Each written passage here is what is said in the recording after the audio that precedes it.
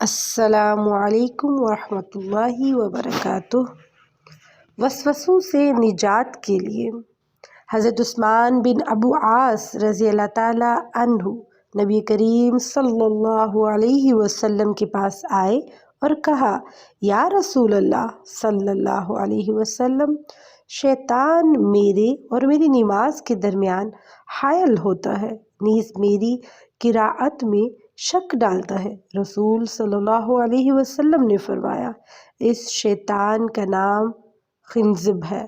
جب اس کی اکساہٹ محسوس کرو تو دوران نماز ہی تعوذ یعنی کہ اعوذ باللہ من الشیطان الرجیم پڑھو، 3 دفعہ پڑھو نہیں، 3 دفعہ تھتکارو۔ کہاں پہ؟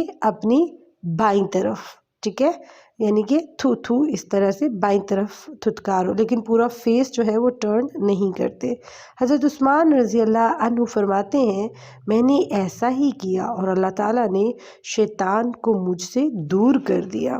تو ہمیں نماز اور قرأت کے دوران وسوسے کی صورت میں اعوذ باللہ من الشیطان الرجیم پڑھ کر بائیں طرف 3 بار تھتکارنا ہے، اور بار بار اس کو پڑھے، 1 بار نہیں، 2 بار نہیں، 3 بار نہیں، جتنی بار آپ کو لگے۔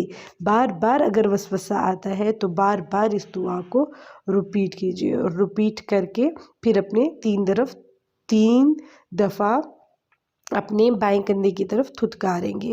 اگر ہم نماز میں اپنا پورا چہرہ ٹرن کر لیتے ہیں، قبلہ روح سے ہٹ جاتا ہے تو نماز ٹوٹ جاتی ہے۔ جسٹ آپ نے تھوڑا سا فیس کو مائل کرنا ہے، پورا ٹرن نہیں کر دینا نماز میں۔